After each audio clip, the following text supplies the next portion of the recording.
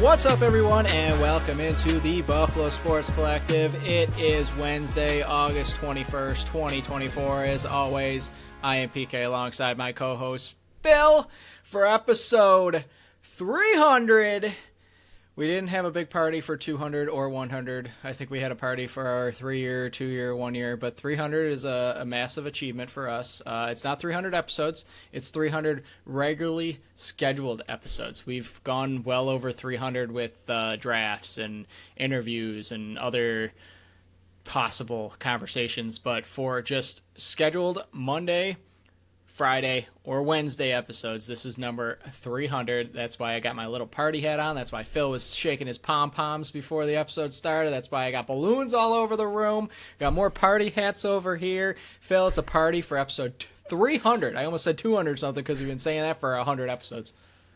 You were a lot more prepared for this party than I was. I hit the mic stand trying to get the pom pom up to shake it. So for those just listening, I apologize if you heard that in the intro. I hit it pretty hard, and that it makes a lot of noise when you hit the mic stand. So sorry about that. But 300 it's exciting. Like you said, we've had a lot of bonus shows and things, but to have 300 regularly scheduled shows is different because, like, I don't know. It feels different without the bonus episode. I feel it just goes to show how long we've been doing regularly scheduled episodes. I mean, obviously, the last, 2 years now, we've cut down our summer/off season to one, so it's taken a little longer to get here.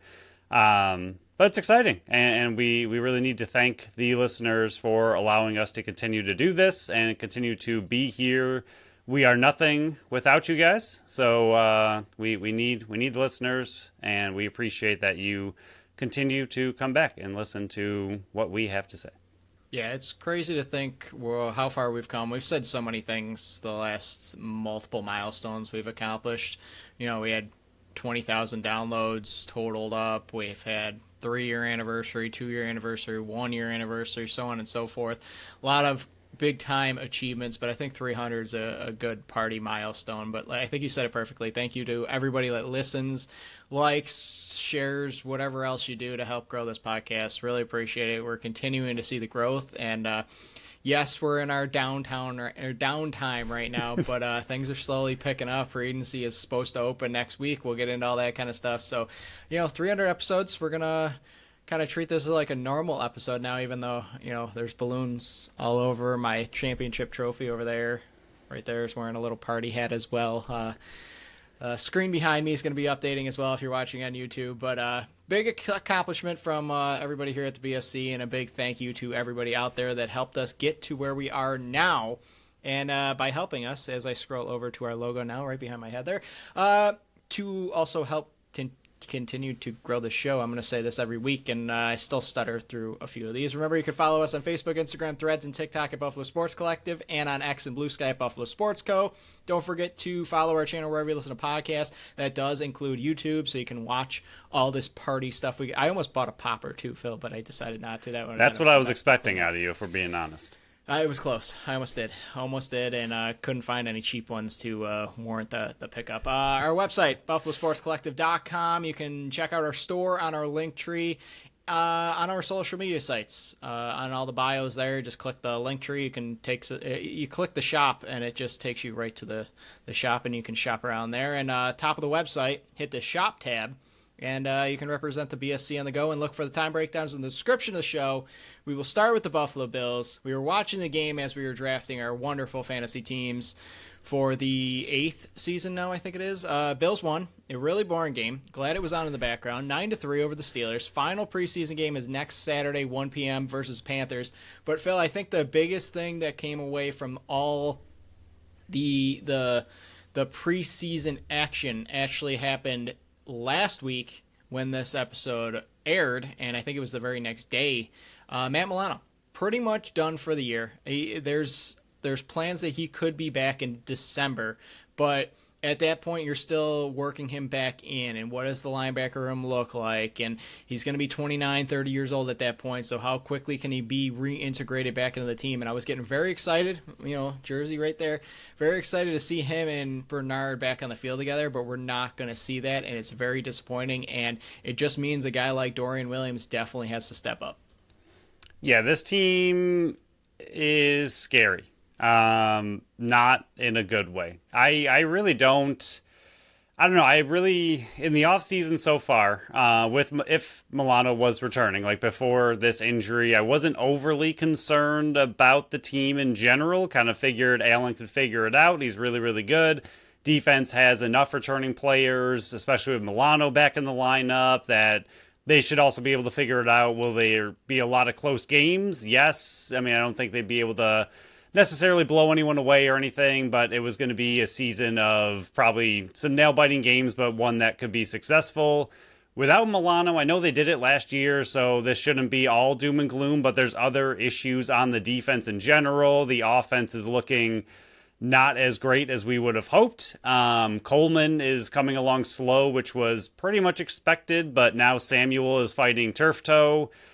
I don't know. MVS is gone for a little while. Not sure when he's going to be back. This team is just scary and not in a good way, and they have me pretty nervous. And as far as preseason goes, like at this point, especially with everything that happened in this second game and all these injuries, I really just want to get game one out of the way so we actually know what this team looks like, know what to kind of expect, and see what they really are. Like, I mean, preseason, especially McDermott already said with these injuries piling up, he has nobody planned to start next game, so it's pretty much useless at this point. And I just want to see, like, I want to get into it at this point. Like, what is this team? Like, I need answers. I need to know what they look like in an NFL game on the field, both the offense and the defense. Like, right now, I have a lot of questions and not enough answers, and I really just want to get to that first game just to see what this team's actually made of, because so far in preseason, I know it's preseason, but with the injuries and just things we've learned about the team, they don't look nearly as confident as I would like them to. Yeah, I don't take very much knowledge or anything from the preseason. There's not much you can learn. They don't game plan for these kind of games. Right. It's more about what I've said from the get-go. It's just stay healthy, and they haven't been able to do that. Mike Edwards and Cole Bishop hopefully are working their way back. Trubisky, MVS, Hamlin, Spector, Samuel, and Morris are all week to week. Clayton's still out. They have not been able to stay healthy, but the positive is Josh Allen remains healthy. They were still planning on using the starters in the third game, and they're saying no now because of all the injuries. That's just stupid. This is why I say don't play any of your main starters throughout entire preseason. I know you can get hurt whenever you can. I mean, Matt Milano got hurt by hitting a bag, and he tore his bicep doing that. So it can happen whenever, but don't put added risk into any of these things. That's why preseason is stupid for the main starters. It's pointless. It doesn't matter. You see the Rams didn't play any of their starters, and they went on and won a Super Bowl. So it really doesn't matter. But a few things that I took from this is teams in really big trouble because if there's no Allen, they're done for. And I think that was known for a while, but if he's out, this could be a 3-win team, if that, with the defense, with the injuries there. There's nobody in the wide receiver room that I really trust. It's and they're on their fifth quarterback now. I don't expect any of them to be the savior. I think if WGR said it perfectly, if Josh Allen goes out for any extended period of time, Mitch Trubisky's not your quarterback, Anthony Brown's not your quarterback, Ben DiNucci's not your quarterback, they're going to go out and get somebody. But I like Tyler Bass, 3 for 3. He's struggled through training camp and struggled a bit last year, but when it comes game time this season so far, he's perfect. Joe Anderson, I think anybody would have said during spring camp or the start of training camp he was just a camp body. I think he's working his way onto this 53 now, and especially after his performance on Saturday, I don't think there's any way he's going to slip through the waiver system. I thought Ingram looked good. If this is what you're going to get from Gregory Rousseau, this is going to be a heck of a season from him. I love Solomon. I think he is the situational pass rusher that should make this team as well. And then you said it perfectly. Coleman has a ways to go. The wide receiver room is scary, and the cut down day is Tuesday at 4 p.m. So when we're going to record our next show, we're finally going to see what this 53-man roster is. Are you going to keep an extra wide receiver in that room with all the injuries? can you afford to do that with the linebacker room? But it's a hodgepodge, and for what Brandon Beane was saying and what he was saying without really saying much is this is a transitional year, and they're kind of just putting everything on Josh Allen's plate and saying, hey, go work some magic because next year we'll have money to play with. This year, this is the team we're going to get. There's not going to be this magic thing. They're not going to go out and trade for Brandon Ayuk. They're not going to go swing a deal for a big-time pass catcher. This is the team you're going to be getting through the season, and hopefully they can stay healthier than they have been. I mean, and again, not to be all doom and gloom, but like last year we saw this patchwork defense work really well for a really long time without a ton of starters that kept going down at every single different position, and somehow they made it work. So it is possible. It's not the end of the world. I'm sure they'll still win plenty of games, but even looking at the schedule and seeing Miami week 2, like this defense against Tyreek Hill and Waddle and all the speed that Miami brings sounds horrifying. Don't know what they're going to do or what it's going to look like. And you said it as well. The backup quarterback question, it's always been that like that for me, especially anytime with this team, but especially this year, that it doesn't matter who your backup is. If Allen's gone, the team's done. Like, I don't care who's throwing the ball. It doesn't matter if it's, you go get Flacco as a veteran to save the team. Like, there's no saving them if Allen is gone for the season. Or, I mean, if it'd be one thing if he's out for a couple weeks and you're trying to get one win, then you might bring somebody in. But if he's gone for an extended period of time, your season's pretty much over.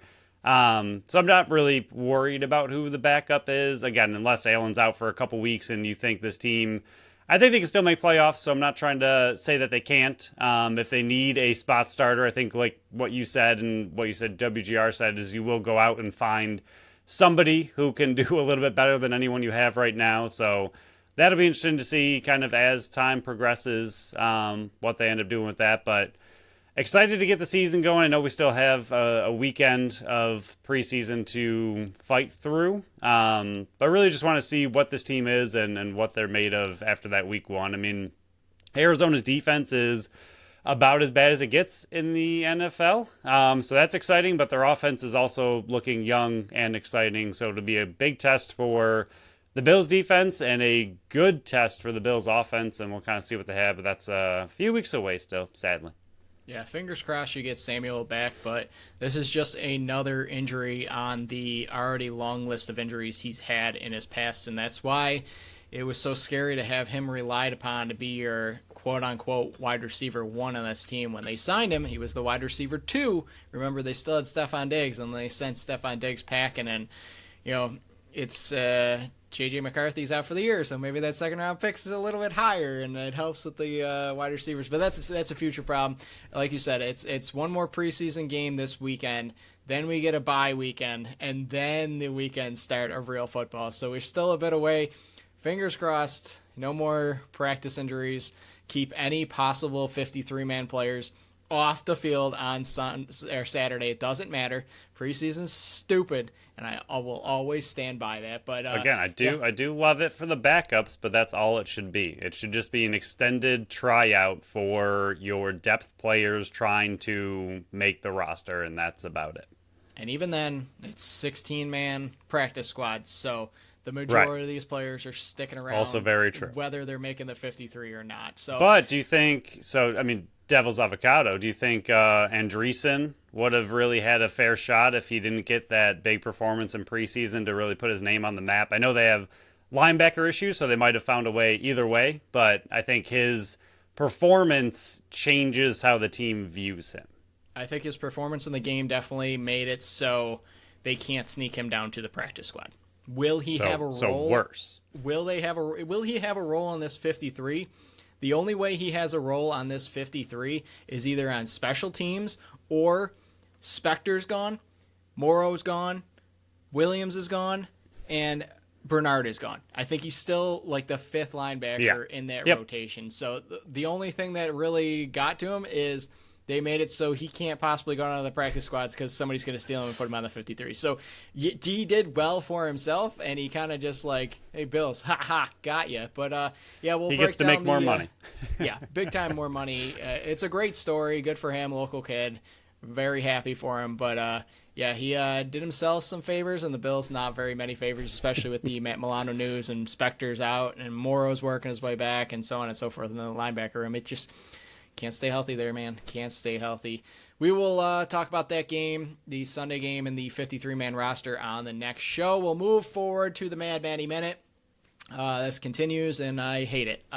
Every Wednesday, until we get word on Matt Vince and his plans, I am legally binding, or have offers that are legally binding if he returns for his three-peat. So far, cleaning up after his animals, returning his packages, getting him food. I'm his water boy, his gardener, his charger boy, his light guy, his insult fan. I'm Spammer Sam, I'm Clearance Clarence, and I'm Birthday Brad. This week, Phil, I've been getting back into the gym, and I've been getting back into the gym since I had high blood pressure and trying to lower that, and I think I got a doctor's appointment on Friday, so we'll see if I succeeded on that or not. But lifting weights is a great way to stay in shape, and I think Matt Vince is still one of the most in-shaped athletes, period. Regardless of any sport it is, I think he's one of the most in-shape athletes, regardless of age and athletic sports that you play. But sometimes it's important to have that person watching out for you in the gym, making sure nothing goes astray, making sure when you're doing the max out bench that you're able to get it off your chest, that when you're squatting, you're able to stand back up and it doesn't crush you. Mad Vince, I will be your spotter potter. I like that you are still I don't know what, that's not alliteration anymore. You're just rhyming at this point. I'm going everywhere, man. It's a party. Episode 300. Yeah, I like it. I think your blood, I don't know. I would say I think your blood pressure would lower a lot if you worked out with Vince, but with the way he works out, he might kill you. Yeah, I think you would. Yeah, I think immediately. Maybe just pass out right away. Just after. Maybe even just watching him work out and being his spotter, maybe that'll lower your blood pressure, or would also just exhaust you. I think it would boost it, because if this falls on his chest, do you really think I can lift it off his chest? Like that would the weight of the entire Bandit season would literally be in your hands as the spotter for Matt Vince. So you better take that job very seriously. Very seriously. But yeah, that will conclude this week's Mad Matty Minute. Hopefully I don't have to do this next week, but it will still be in the freeze. It's still happening. See what I did there? If you're on YouTube, you saw me freeze. I did a pretty good job right there. But we'll move on to the Buffalo Bandits. We got a ton to cover here, so we're going to not speed through all this, but be a little bit quicker than we have in the past to try to keep this at an hour. I know we struggle with that. It always happens. But Team USA in Worlds, Canada in Worlds, the World Box Championship in September happening in Utica. Both of those have been announced. We were dumb and didn't announce Canada's, but US did, and it jogged my memory that we never announced Canada's. US and Canada weren't announced by Buffalo Bandits at all, I don't believe. So whoop-de-doo for you, social media team. We should have bashed you a little bit more on last episode. But for the US, we got Brandon Robinson, we got Zach Belter, we got Dylan Robinson, and we got Dalton Solver. Yes, a few of those guys need new deals. Some of them might be UFAs, some of them might be RFAs, some of them might just need new deals in general, but they're all still part of the Buffalo Bandits family, so congratulations to those four on making the U.S. team. And then for Canada, you got Josh Byrne, Dane Smith, Ian McKay, and Steve Priolo. U.S., they got a solid team. I was going over some of the rosters for a bunch of the other teams that were doing it. It's stupid that I don't really know how this works. I really haven't kept track of it. So, but I did notice that U.S. and Canada are in the same pool. That's stupid. But Canada, holy cow, Phil! If you ever want to see like what it would look like for an NLL All-Star team, it's pretty much what Canada looks like. But congratulations to those 8 Buffalo Bandits. Huge accomplishment to be representing your country on the highest stage that you possibly can in box lacrosse. Yeah, I know we talked about the ownership of the Bandits last time. Well, part of that is the social media team. Why are you not congratulating these players publicly for making a huge accomplishment, for them being on a national team for box lacrosse, and, you know, representing the Buffalo Bandits on the national stage is huge and very exciting for them. And the event takes place in New York, where the Buffalo Bandits play. Really upsetting, honestly, that they didn't announce anything in any way, shape, or form. Even if you didn't want to do a crazy graphic or something, just a little text graphic only. Congratulations, US, these guys, Canada, these guys, good for them, something. Like, I don't know, it's upsetting. We've had problems with this forever with this team. They've gotten better at certain areas and gotten worse, and something like this, which is a big deal for all of these players, means a lot to them, means a lot to their country, should mean a lot to the Bandits, and there's just nothing for it. It's frustrating, but we will congratulate them here on this podcast. Congratulations to them. Like you said, Canada's going to be terrifying. US also does have a pretty solid squad, but yeah, Canada's looking real strong, but it is in New York. I don't know if we will get the chance to go see it because I think we got stuff going on that weekend. But if you are available to go see it, I believe it's in Utica. It's a few hours away from Buffalo, but would be a really, really cool thing to see. Hopefully they air it somehow, some way, highlights something. Would be awesome to see this event in some way, shape, or form. So hopefully they find a way to make that happen.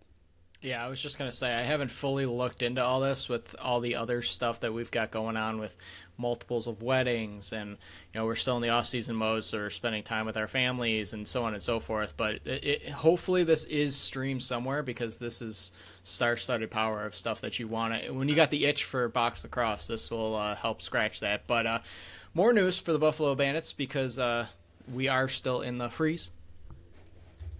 You didn't freeze with me, Phil. Come on now. They signed their final two 2023 draft picks to one-year deals. Kellen Pulera, 6'2", 210 forward, and then Jake Rosa, 5'10", 175 forward. Both of those players were drafted last year. Rosa, third rounder, and Pulera in the fourth round, 68th overall for Pulera. So both forwards. One on the smaller side. It will be interesting to see what they look like in camp and during the scrimmages, because that forward group it's stacked. There's not much room, but when we were building our rosters, and we'll complete that next week, because quote-unquote free agency is supposed to open next Thursday, and we'll get into that in a second, but there is room on my practice squad for one forward. So you got room for one spot for these two forwards here. Yeah, I mean, I think they are going to be up against it to make this team. And I mean, the fact that they're signed is exciting. And I don't know, do other sports do this? I guess they do. Yeah, never mind. So I guess sometimes it's confusing in sports where they sign players and then you kind of just think like, oh, they're on the team. And that's not at all really how it works. They sign them, but then they can also cut them from the team, and they aren't actually making the team. So these two, while they look decent and were good picks for the Bandits overall, glad they signed them, glad they are bringing them into camp rather than letting them go out to free agency or anything, or be picked up by somebody else and brought into their camp. But it's going to be tough, as we've talked about all offseason, for anybody to make the Buffalo Bandits, and that is before the draft happens, before any future trades, before free agency reopens up. I mean, who knows what the Bandits are going to do, but exciting for these two players to be signed, get that opportunity, and anything can happen in camp. We've seen it plenty of times where players that you don't think really have a great shot, or you don't think will make the team, end up really impressive in camp and find their way onto the practice squad as a depth player and maybe find their way into the active lineup. So we'll see what they bring into camp. Sorry, Phil. I remembered one more thing for later, so I was typing that out. But yeah, you are good. Congratulations to both of those players. They're gonna have to fight for their spot on camp, but in camp, I should say. But definitely two St. Bonaventure players that Zach Belter will have experience since he went to St. Bonaventure as well. But it's we said it last year when they were bringing players to camp as well. This is not just, hey, if you don't make this team, it's, hey, there are trades that happen and that opens roster spots. There are injuries that happen in camp and guys that can't play. There's holdout lists and so on and so forth. So just because you might not make that initial team, you'll have tape on the field for other teams to look at. You'll have tape on the field that the Buffalo Bandits will have firsthand as well. So if there is a spot opening, you could have first rights to that opening roster spot, either on the practice squad or whatnot, especially with travel as well. Who knows what's going to be happening with this league coming up, and we'll have bigger news in just a second to break. But they're putting some tape on the floor for teams to look at, and that's big for around this league. And I'll talk more about what I think should really happen moving forward. But per Adam Levy, who before we get to this super quick, I did look into Fox Lacrosse World Championship if it's going to be on TV, and last year's was on ESPN in the U.S., but they announced it 1 week before it actually started. So we might not know until September if it's officially going to be on, but it looked like literally a week before the tournament kicked off, they said that all the games were going to be broadcast on ESPN, so hopefully that happens again. Yeah, fingers crossed. All right, fingers crossed. We'll keep everybody up to date if we see anything. But per Adam Levy, like I was saying, unfollowed by the NLL. Great job. You got a team possibly folding, and the NLL is being childish and unfollows their most recent media person of the year. Thumbs up. Great day to be pretending to be the NLL commissioner, isn't it, Phil? But he broke the news that a dispersal draft could be happening, or should be happening very soon, which it could really only mean one thing. And this was the rumor going around the beginning of August of why free agency got pushed, because they were trying to find a buyer or a place to relocate Panther City Lacrosse Club. Sounds like it didn't work. So that means the Panther City team is going to be split up amongst all the other 14 teams. Now, this hasn't happened in a while, and we didn't have a podcast last time this was happening. There's been teams that have been added to the league, but we have never on this podcast dealt with a team that was folding. So what we're going to be doing right after we read a sponsorship here is, what do we think? What does this team look like? We're basing the order based on what the first year player draft order was. So Buffalo will have, in our opinion, on this show, they'll have the 14th pick in this. So they'll be getting there'll be 13 players that are taken before Buffalo gets to select somebody from Panther City. That's what we think is going to happen. We have seen no news about this, and NLL has tweeted nothing about this. But before we get into the players, Phil, let's go over our first sponsor of the show, Tap That Tap Room. Tap That Tap Room is at 363 Delaware Street in Tonawanda. Oh my gosh. Tonawanda, New York. Buffalo's first women-owned Southport bar featuring 30 consistently rotating taps. They offer a variety of ciders, sours, beers, seltzers, and malt beverages. Feels good to have somebody else screw up. How dare you? But they're also going to be partying like we are partying here. Wednesday, the 21st, which is tonight, weekly trivia with Geeks Who Drink starting at 7:30. Then Thursday, double dose here. Not only are they having their weekly karaoke at 7 p.m., but Down East Cider House Tap Attack is happening. Both start at 7 p.m. You can sample overboard in cans that day as well. Doubleheader Thursday night. Friday the 23rd, we have live music with Deja Blue Band. Very creative name at 6 p.m. And then Saturday, the 24th, live music with the Slim Chance Band, 7 p.m. Final one, Sunday the 25th, 1 p.m. is their monthly euchre tournament. Get entered in to win that one. But for any other posted event, check out their Facebook page. And for what's on tap and what's on deck, check out tapthattaproom.com. Like we were mentioning, Panther City was the 7th place team in the playoffs last year. They have a very good roster. Now, do they have some free agencies, players entering free agency? Yes. What does this mean for Callum Crawford? We kind of already hit on that earlier. You got Tyler Burton. You got a few other guys. Tyler Digby, who was on the holdout list. John Lintz, who's older and 38 years old. So I can't see, all those players are set to be UFAs. So in this dispersal draft, nobody's going to take them unless they want their rights to try to get them signed before they can speak to anybody else. Remember, that's kind of what Buffalo did during the Las Vegas one. They protected Mad Vince. So in that time frame, if Las Vegas drafted Mad Vince, they couldn't be the only team that talked to him. So that's what we had to come on here and apologize for. It made complete sense for why they did it. Didn't make complete sense before we knew that information. But that's the only real reason you would draft in this dispersal draft a unified free agent, or unified free agent, which means he can sign anybody once free agency opens. The rest of these guys, they either got contract terms, which are 1 year or fewer, and there's some RFAs involved here. There's some practice squad players that are protected. There's some guys that just need deals. I mean, you're looking at a team with Jonathan Donville. You're looking at a team with Jason Knox. Ryan Sheridan. Knox and Sheridan were just drafted. You got Caputo. So I'm very interested to see what this dispersal draft looks like. Phil, who on this team really stands out above the rest for you? First off, were you trying to say unrestricted? I was, yes. Yeah. I was wondering why you were laughing and figuring out. I take the crown back, Phil. Mispronouncing words, that was my title, and I wanted it back. I saw you laughing. I couldn't figure out what I screwed up, though. I love that you said it like 3 times in a row. They said unified. I knew it was wrong. I was just hoping the more I said it, I would clue into what I was trying to say.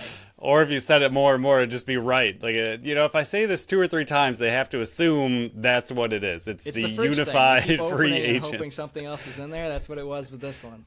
It sounds like a group of free agents there. The unified free agent collective. They come together. That title back, Phil. You took it from me. I need my crown back.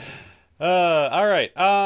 Yeah, I mean, the big thing is just, I don't know. They don't have, to me, a lot of players that stand out for what the Bandits need, and that is the big aspect with this team. They have a lot of decent forwards that the Bandits just, probably aren't going to have a shot at if it goes how we expect, or, are speculating that this draft might go. Obviously, a Malcolm, sure. Would he be amazing to add to the team? Yeah, he would, because he's an amazing player, but unlikely that that's going to happen. Same with Donville, same with Knox would be an incredible player, especially being a rookie.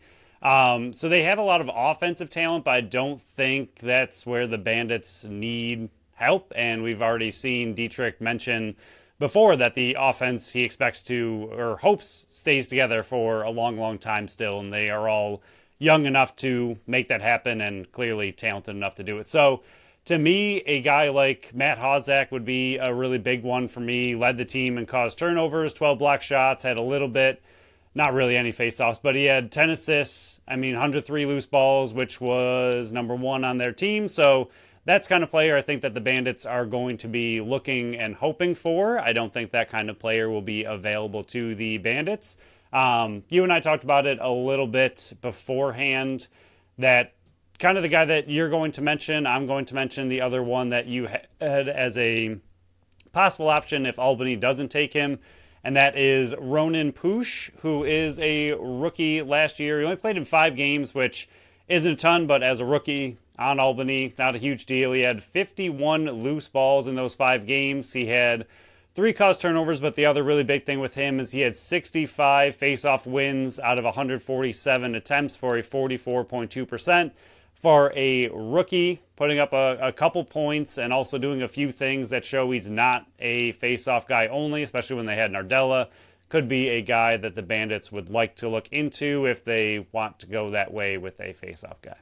Yeah, like we said, we're basing it on they're going to have the draft order for this the same as the draft order they're going to have for the rookies in September, which, Philly broke the news. It's going to be September 15th unless something moves that draft as well. Thanks, NLL. We'll talk about you in a second. But, yeah, you got Donville, who's not going to be there. He's probably going to Colorado if Colorado has the first pick. You got Nick DeMood, who would be great to have right behind Mad Vince for one more year. But I think Vancouver is really hoping that he slides down to that 4 spot. Again, we're basing this on that pick. It might not be this order here, but I think they're hoping that he slides down to there so they don't have to sell the farm for Christian Del Bianco. You got Will Malcolm, who you mentioned, a young forward who's probably not going to be there. Sheridan, Knox, the other Malcolm. I don't even think Hossak's going to be there. I don't think Seller's going to be there. Caputo, Gautier, I don't think any of those players are going to be there late in the draft. But somebody that I do think has a chance to fall all the way down there is a player that we mentioned when we talked about Panther City before, is Josh Medeiros. And, I'm not going to say I'm an expert on knowing the type of player that he is. But he's a solid defender, got 8 points on the year, 22 penalty minutes, so he's rough and tumble, but he got 78 loose balls, got 13 caused turnovers, 14 block shots. That is the type of player that could fit on this roster. And, when we were going through all this and building our roster and anticipating for the August free agency opening, we weren't anticipating a dispersal draft. I don't think the league was anticipating this. I'm sure as heck that Panther City wasn't hoping for this as well. But it's definitely an added twist to a league. It's definitely disappointing that you're going to be likely losing a league here. But I think it's better to have a team fold than try to have a league keep playing games in a team that continues to lose revenue and continues to lose money, because you don't want this to be like the NHL model where you have like 3 or 4 teams that are carrying the rest of the league. So I think it was a bad spot to put lacrosse in general. I think there are other options that you can look forward to when it's time to grow the league. I think 14 right now seems like a good foundation if you solidify the 14 host cities you have. And I know I'm kind of drifting off and we're kind of going into the NLL thing here now, but it seems like as much as I love the expansion of this league and growing it to 15 teams, maybe they pushed it a little bit too quickly and were not solidifying where those teams were being placed and the ownership groups there to help grow the sport, because revenue is driven a lot by attendance, and we saw on camera many games last year Panther City just did not draw fans. But looking at this team, it is star-studded, and a lot of these players are set to find new home destinations.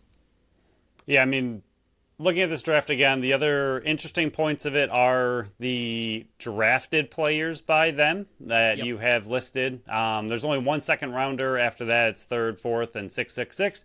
So I don't know how that will factor in. That could be another rights thing, though. It'd be interesting to see if anybody took a shot on like a Justin Sykes that you have listed as a lefty forward, 2nd rounder, 21st overall. That's a premium looking talent as 21st overall, so it'd be interesting to see if anyone attempted to draft the rights of a player like that and try to sign them immediately instead of going after somebody who was already on the team and signed through next year. And then the other interesting aspect that we'll have to follow if the NLL announces anything ever, which we will get to also in the second part of this show, would be the fact that, like, can you trade draft picks to move up in a dispersal draft, or how would that possibly work as well? But and I don't know, like you said, I mean, on one hand, I do completely agree with you that I'd rather have a team fold than watch a team with absolutely no fans try to struggle to survive. But at the same time, this is in a league that is already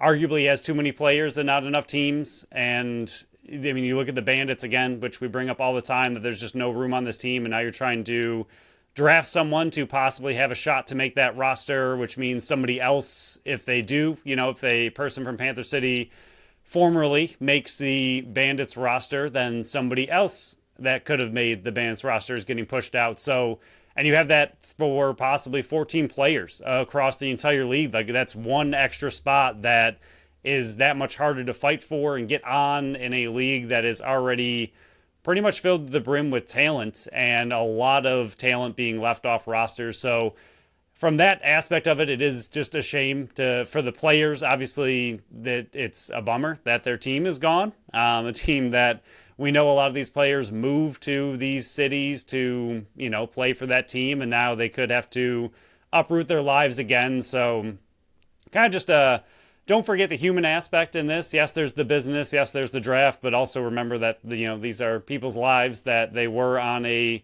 professional team. That team is now being dispersed, and you could go literally anywhere across the country or even into Canada for an American team.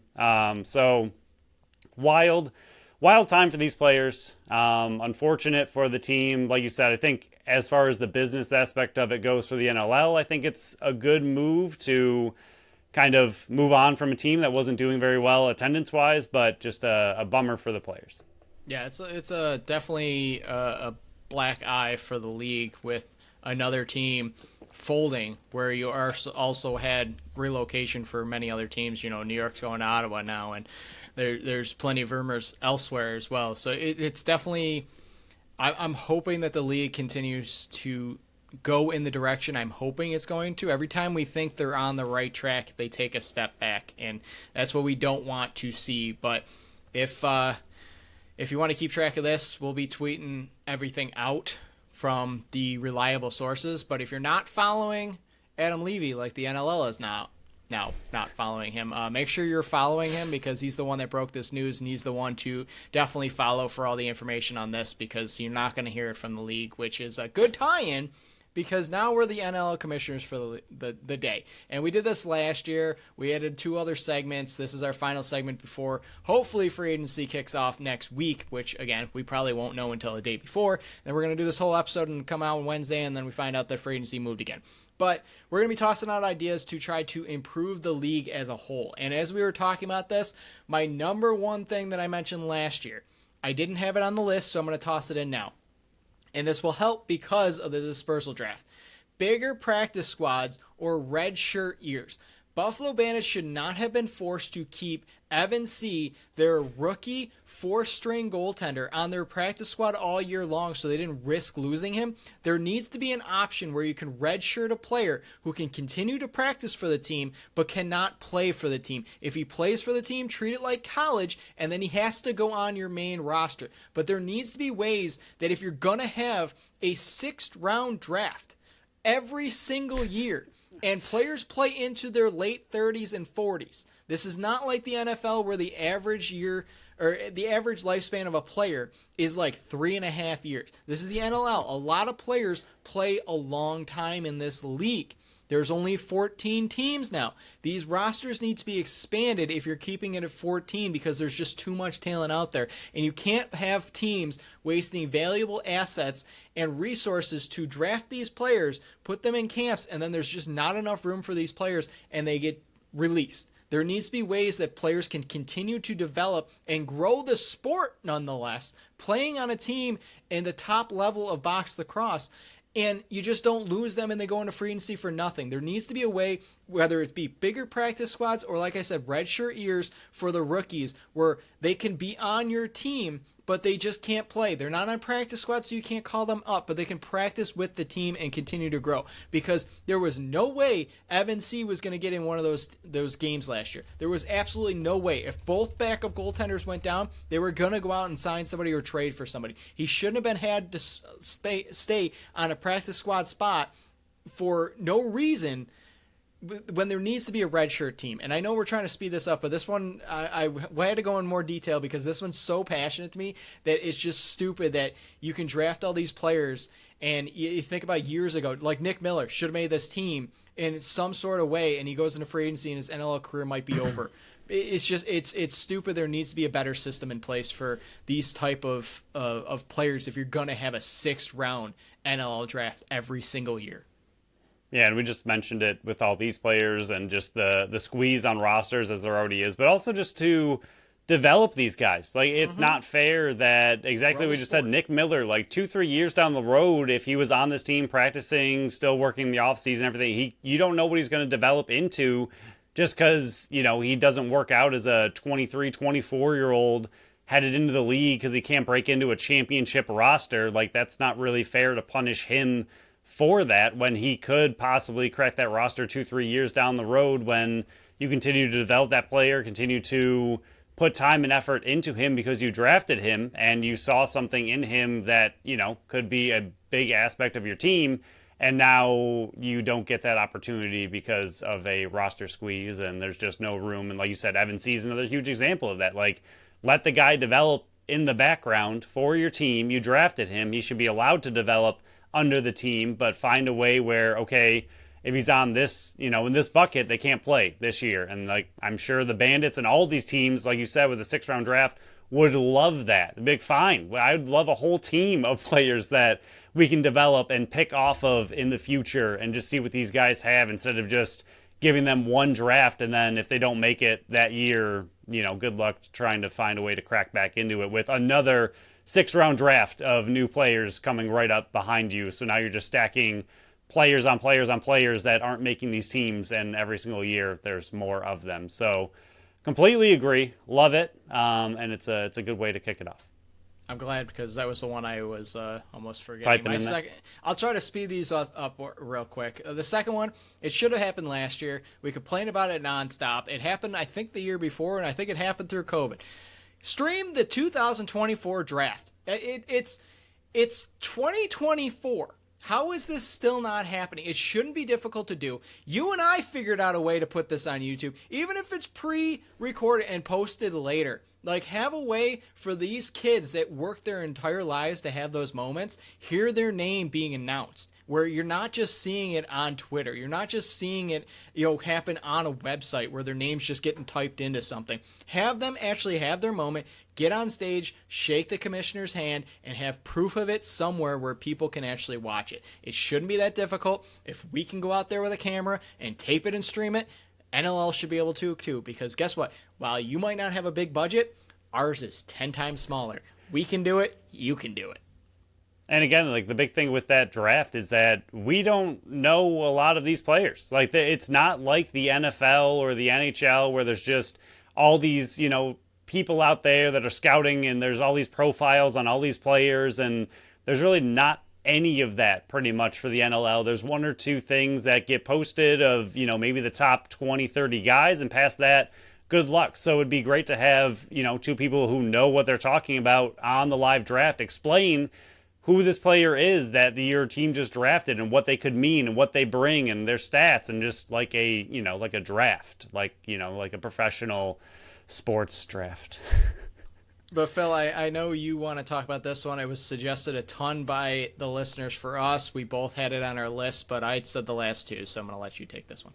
Yeah, this is league-wide transparency, and this goes with a ton of different things and kind of goes to what is happening this brutal offseason with the hidden free agency that took a really long time before anyone had any information on it, with the dispersal draft that hasn't been officially announced by the NLL. It's just kind of been announced by Adam Levy, who we trust, so we believe it's happening, but the NLL has said nothing, and even has said nothing this whole time about Panther City possibly moving, possibly being bought. Just have information out there, even if it's something small. Be like, hey, we're looking into this. This is real. Something, anything. And I mean, like you mentioned, announce off-season dates, announce other important dates throughout playoffs, have those things ahead of time, and just there's so much that they do not announce, and I don't know why this league is so hidden and secret in everything they do, but just be out there with the fans. Like, people are looking for this information, and they refuse to give it until, like you just mentioned, the last second. It'll be like one day before free agency, and they're like, oh, it's being pushed back for no reason. The whole entire league's on a freeze. Yeah, we just found out as well, apparently. It just happened today, and we also just found out. And even, like we've said in the past, with teams and players, they also don't know it. It's not just the fans that aren't getting this information. No one seems to have this information from the league. So, like, I don't understand why the communication is so brutal. And we even heard Dietrich say things like, which is going to be your next one. So do you want me to take the next one as well? Yeah, carry into this one. Yeah, we can tie these together. So this is kind of part of it as well, is making contract statuses public. And it doesn't need to be the money. No one needs to know how much they make. That's fine. But to know the length of the contract, what the contract is, what it means, what they're going, if they're a restricted free agent, unrestricted, if they're a unified free agent that PK made up, that's a new one.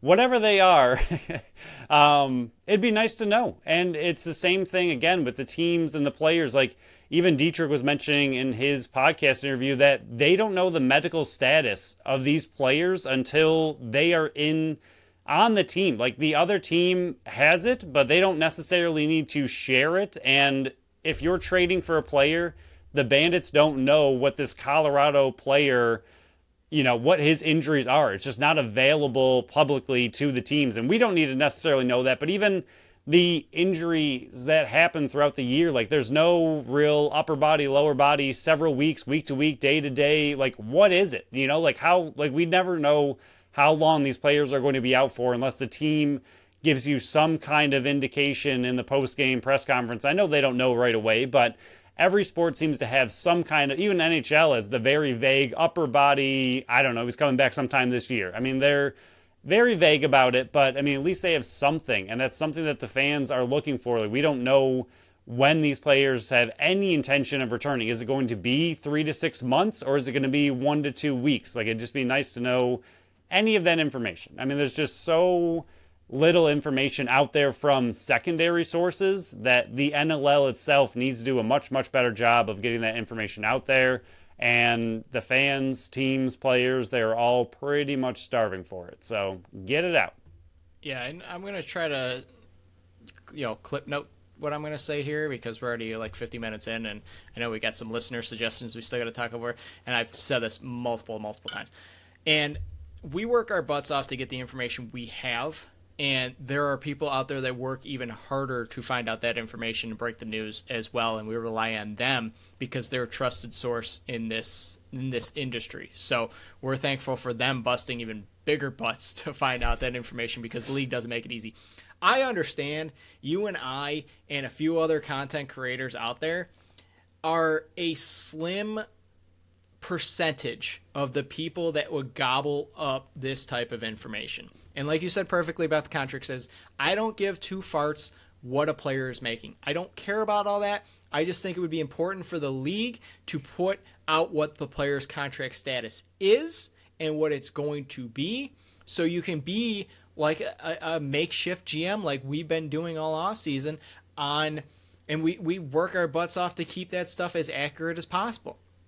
But it would be nice to have a simple system in place where you can find out, okay, this player is going to be a regular free agent come down the line in 2 years. He's got a 2-year contract. Then you can trade this player for this and so on and so forth. And I understand it's still a small league, but it shouldn't be that difficult. And as a content creator, we love this type of information because it gives us a lot of information to go on in the off season to build these type of content type things. Why isn't it a standard thing? And it hasn't been since we started this, and we're through 2 commissioners, man. So it's not just one commissioner that's doing this. This is both commissioners and an interim commissioner as well. So we've got 2.5 commissioners that do this.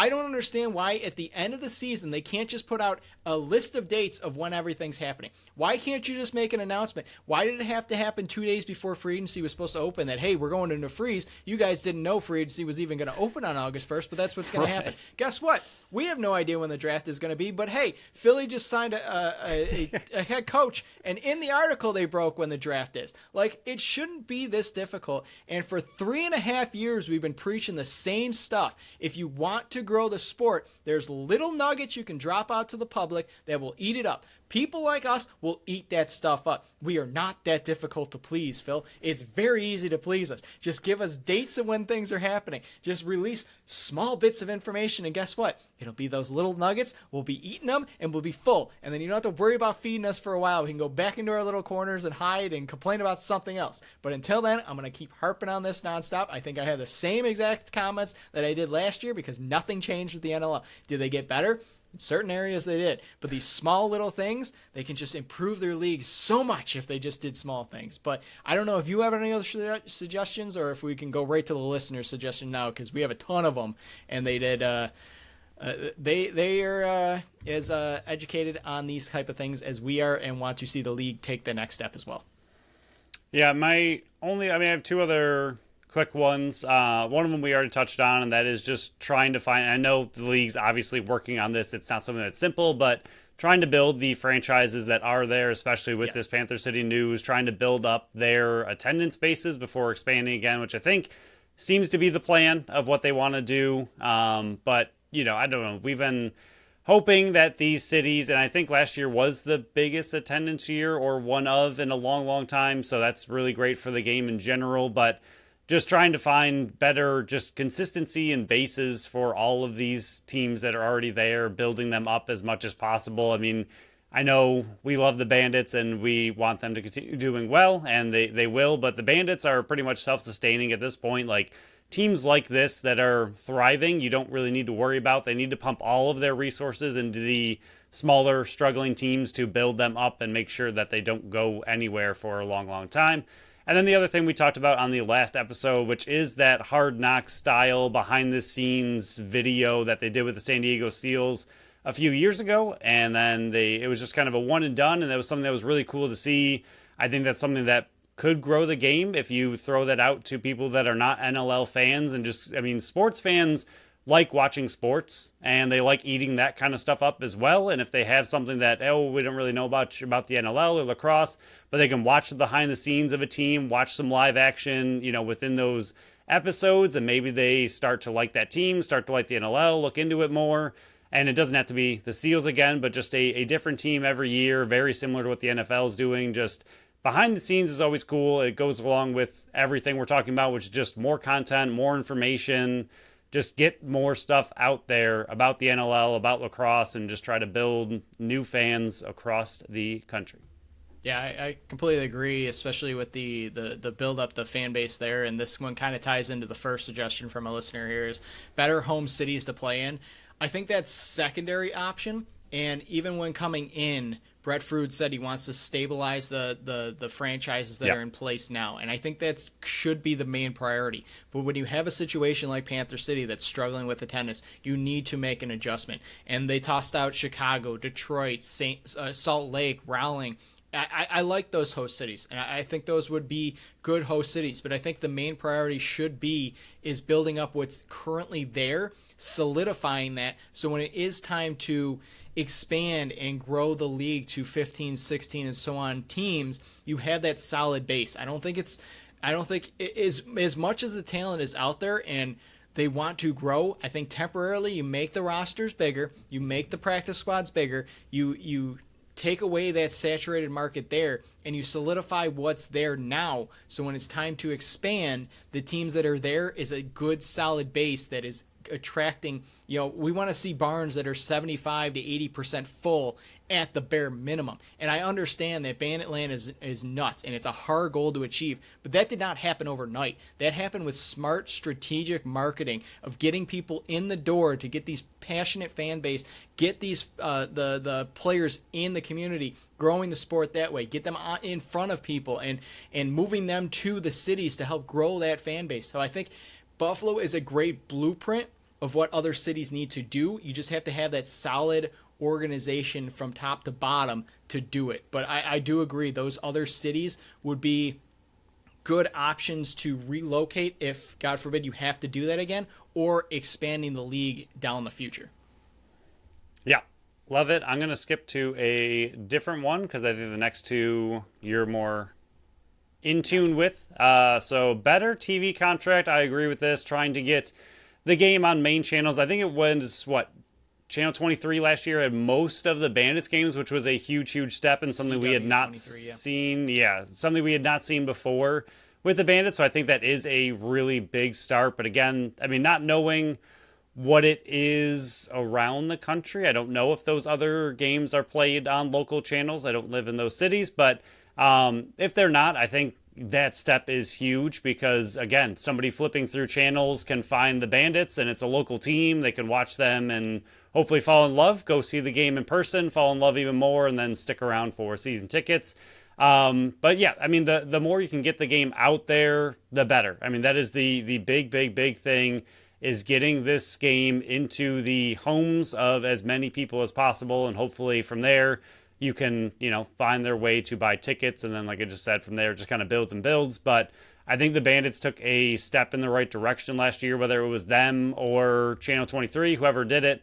Either way, huge step in the right direction. Hopefully that continues to build and they don't lose that momentum this year. We'll see.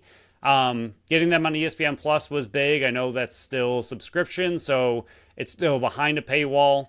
So you don't just have cable and get to go watch that. So, I mean, it'd be nice to see the NLL get more featured games throughout the entire year on just national channels, ESPN, ESPN2, that if you have cable, you have access to those, not just something like ESPN Plus, which is, again, buried a little bit. So it'd be good to see them find a way to just get out there more. we'll see. But I think they did take a step. Slowly, they've been building. I mean, ESPN Plus is already a huge step up from what they were doing. All the fans that remember, I don't even know what it was called, but the few online streaming services they had for a couple of years that were brutal, and I don't necessarily. Report one of them. I know. Yeah, I think it was Bleacher Report. Yeah. And that one was terrible, and it's not necessarily Bleacher Report's fault. I just don't think they were really meant to handle something like that. And ESPN came in, and that once all the games were on that, the streaming was much, much, much better. So, I mean, even that was a huge step in the right direction. So I think they are building on this, but continue to grow and do not take a step backwards, because that needs to be foot on the gas, pushed harder and harder. So the next one is get rid of the one-game quarterfinals. I am all for this. One day I want to see a 30 to 40 game schedule with playoffs, like legit 5-game, 7-game series. I sadly don't think we're going to see that until they're allowed to play like midweek games and double headers, like 2 games a week and stuff like that, because I think they finally got the schedule where they want it, where it's 18 games. You start the first week in December and you end by June, so it doesn't conflict with the other summer balls. I would absolutely love to see a 3-game series at the bare minimum for the quarterfinals. That way you take out any of the luck from some of the lower teams, but it is fun seeing some upsets, as nerve-wracking as it is. But I would love to see, maybe down the road in a few years, when the time actually comes and the growth continues in the sport that we're hoping does, that it's not just a 1-game quarterfinals. I think that would be a good step forward in the direction, because playoff lacrosse is the best lacrosse there is. Accurate stats, or more easily accessible on the league site. We would absolutely love this. It's not very good from the NLL, and they were down for an entire season pretty much. Yep. And even now you can't really go back to previous. It's a mess. It's a huge mess. And the biggest thing with this is, like, I cannot think of the name, but NLLstats.com is the huge one that you and I rely on. What was that? Sorry. Graham Parrow. I just want to make sure his name's out there, because he does Media Person of the Year, I believe. Yeah, absolutely incredible work. And the fact that a separate person can make it work and have all the stats for years and years of all these players, all these teams, the organization that the NLL should be able to do the same thing. And the fact that they can't is embarrassing. But we are huge, huge fans, and so thankful that that site exists, because without it, it would make our jobs much more difficult, because the NLL just does not have those stats easily accessible at all. And they are still just kind of fudging through it. For a while, they were saying that they were updating everything. And then even after it was updated, it wasn't very good. So yeah, that is a huge one for us. And again, if a secondary person can do it, the organization themselves should be able to. Remember 2 years ago when we were going to start doing the warm-ups and the pre-games for these shows, and then the whole stats disappeared? I never made that mistake again. At the end of the season, I copy every single stat from the website and I put it on our own Excel. That way, when it does happen again, because it will happen again, because the NLL is bound to happen again, we still have that. But yeah, huge shout out to Graham Parrow. What he is able to do is unbelievable, and he was definitely up for Media Person of the Year for a reason, but he shouldn't have to do this as a side hustle for something that should be so simple for the league to do. They just haven't been able to get it right. And yes, you're going through a different software, a different company, or whatever. You're the NLL. Why are you waiting till the last minute to do it? It's just, or an entire season. This is rag on the NLL day, and I don't care, because they kind of deserve it. Better CBA. We've been preaching this for a long time. As the league grows, the pays to the players need to improve, and that's just not it. Like, you shouldn't be making diddly squat to play this sport. It's a professional sport. You should be making professional money, and I understand that it takes a while to do. I'm not ragging on that now. What I am ragging on is it shouldn't take to be 33 years old or 8 completed seasons or whatever else the rules say to be I almost did it again, Phil. A free agent in the market to sign anywhere. It shouldn't happen And it shouldn't take this long to be a restricted free agent in the market. It's the CBA is one of the worst CBAs for the players in all of professional sports. I'm on record. I'll say it again. The CBA that the NLL players have is one of the worst ones in professional sports. It's stupid. It shouldn't take this long for a player to reach free agency. It shouldn't take this long. Better starting pay is one thing, but to be able to maximize that, you should be able to reach free agency sooner. And, they should also be able to see what they're making compared to the players in the sport. Because then when it comes to negotiating, you could say, hey, why am I getting this deal when I have better stats than this player and this player is making X amount? So just a better CBA. I know that's coming down the line very soon, that's going to be up and the players are going to be working for it. But, NLL, do better. You should be taking advantage of these players as much as you are in that CBA. And I understand the players agreed to it. They're working their way back from years and years and years of bad CBA, but hopefully they can start righting some wrongs that have been in that for years.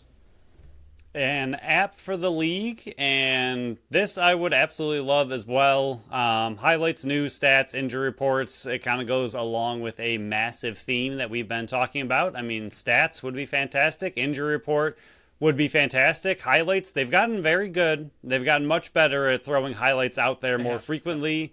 But throwing that on an app to have in your face would be fantastic, just to throw up a little game highlight or whatever. I think that would be really, really great. I don't think this is going to come anytime soon, considering they can't really handle a website, let alone an app. But I would love it. I do love the idea. I love the thought. I would love to have that on my phone instead of having to go to their website. Just pull it up, have it, obviously an app for mobile, so it's a little bit more phone friendly as we all use on our daily basis and lives. It'd be great to be able to pull up something that is phone and mobile friendly for the NLL. I would absolutely love it. I don't see it happening again because they can't handle their own website, but it would be really great to see the team move in that direction, or the league. Sorry.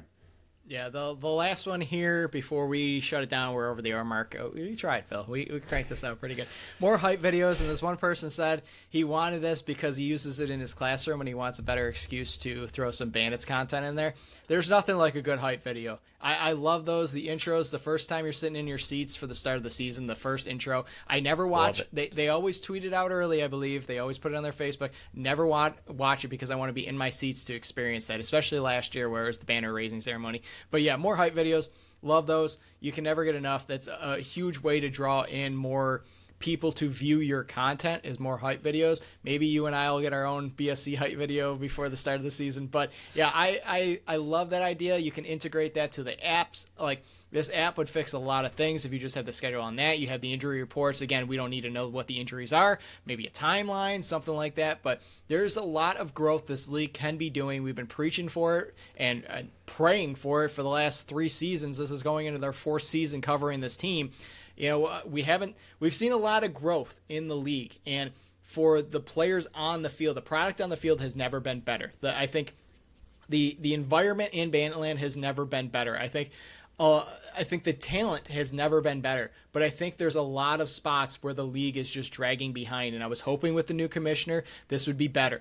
And this is a full year he's been on the market here, and we've seen some growth in behind. I think there's a lot of stuff happening behind the scenes, and I'm not privy to that information, so I can't comment good or bad on what's happening behind the scenes. But the small little things that could be improved upon just haven't been, is just missing a small area. They need to hire somebody that is in charge of just fixing those small things that a lot of people complain about. We put this out on Monday, and you saw how many suggestions we had, and it wasn't even from a bunch of people. It was from a select few people were saying a lot of the same stuff on our post, asking for suggestions for the show. If just a small few people are saying that, it's a bigger problem in the league. But we're going to tie this up in a nice bow, Phil, for episode 300. Is there anything else you would like to say on this episode before we shut it down and get ready for 301 next week?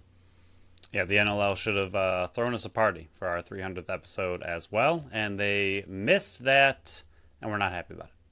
Not at all. I wore my It's Party shirt, and NL didn't show up. Maybe they'll Didn't even show follow up. us. I don't even know if they're following us. Who cares? After this, probably not. Adam Levy should be the one that the league follows because he tweets out information that they might want to know because maybe they don't even know. They don't know. They probably don't even know this, why they're not even posting it. But yeah, in our next episode, maybe more news will break. But as of now, we're planning for free agency to open next week, Thursday. So on our next show, as of this moment, as of 8:26 on Tuesday the 20th, we're going to be talking and building our final roster with free agency and the trades and everything. We're going to build our 21-man active roster and our 4 practice squad players for free agency openings, what we're expecting them to do, any trades that are opening up, because trades are supposed to open up next Thursday as well. We'll go over the Bills' 53-man roster. We'll go over the practice squad or the final preseason game and get you ready for the regular season of the Buffalo Bills. But, Phil, that ties up this episode 300. Congratulations, and I'm ready for 300 more. We'll find out Friday from my doctor if I'm going to make it 300 more episodes. But thank you all for listening to another episode of the Buffalo Sports Collective. Follow us on Facebook, Instagram, Threads, and TikTok at Buffalo Sports Collective, and on X and Blue Sky at Buffalo Sports Co. You can visit our website at buffalosportscollective.com. You can check out our store on our link tree on our socials or at the shop tab at the top of the website. Follow our channel wherever you listen to podcasts, and make sure you leave us that review on Apple and Spotify. 300 episodes down, 300 to go, baby. Until next time, bye-bye.